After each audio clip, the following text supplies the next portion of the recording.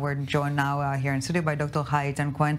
Yanarocak, Dr. Yanarocak, thank you so very much for joining us. Of course, a Turkey expert from the Jerusalem Institute for Strategy and Security. Before I ask you about Blinken's objectives or the American objectives, I would gladly stand corrected.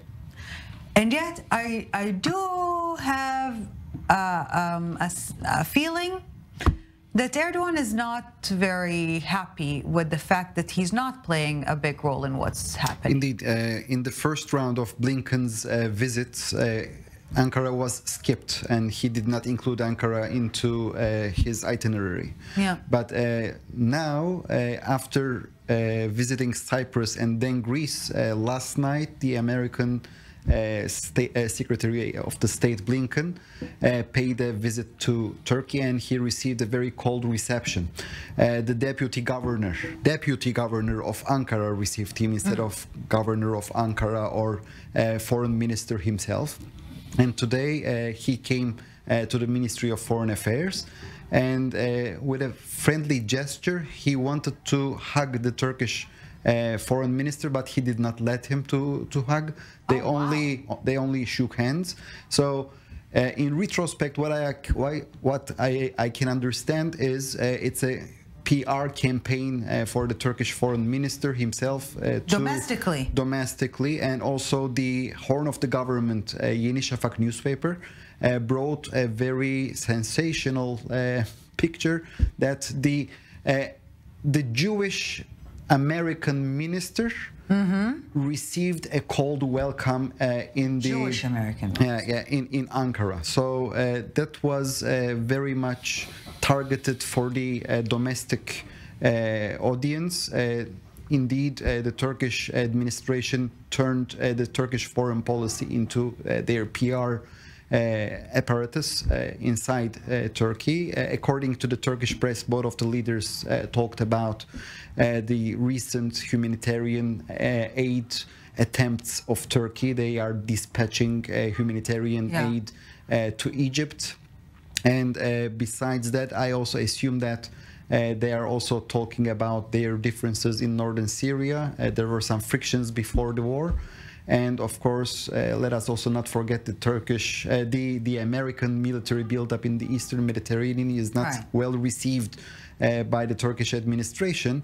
And one more thing, which is crucial, in southeast Turkey, there is an army base called Incirlik Air Base. It is hosting the American forces. Yesterday, the IHH, the organization which launched the Mavi Marmara Flotilla against Israel, which is considered as a terrorist organization by Israel, they organized a demonstration next to the military base, and they were thwarted by the Turkish police.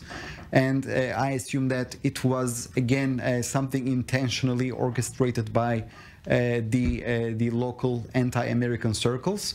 And one more thing that I don't want to forget, when Blinken arrived to Ankara's airport, to go to the city center, he had to pass from the main avenue. And on the main avenue, there are some bridges. On the bridges, pro-Palestinian demonstrators, they put the posters of the Hamas terrorist spokesperson of Ubaide. So Blinken had to pass under these bridges. So he understood that he did not come to a place that he was very much welcome. Nothing coincidental. So I'm trying to understand, Dr. Yanarocak, because we have seen Turkish President Erdogan investing a lot of efforts to try and mend fences with all those in the West that he entangled himself with in fighting. So what? He's throwing it all away for the sake of domestic. What is his end game? Okay, first of all, the most important issue for Erdogan now is the municipal elections that were scheduled in March 2024. He has to acquire the control of the Istanbul and the Ankara municipalities. These are considered as very important money sources for his own party campaign and his Islamic foundations. So this is the immediate interest. And the second important issue, of course, is he still wants to be acknowledged as the head of the moderate Sunni Muslim world, and that is why he's adopting a very critical line vis-a-vis the state of Israel. But I think in the very near future we will see that he will do such a U-turn. He has to, because of the deteriorating Turkish economy. His economy is very fragile, and he is very much dependent on the foreign investment that is coming from the Gulf. And when we are looking at Saudi Arabia and the United Arab Emirates, we are not seeing such critical voices against. And this is why it was interesting that you said that he wants to be the leader of the moderate Sunni world, because if we're talking about the more rational players here, Egypt included, and very much so, of course, Saudi Arabia and other Gulf nations.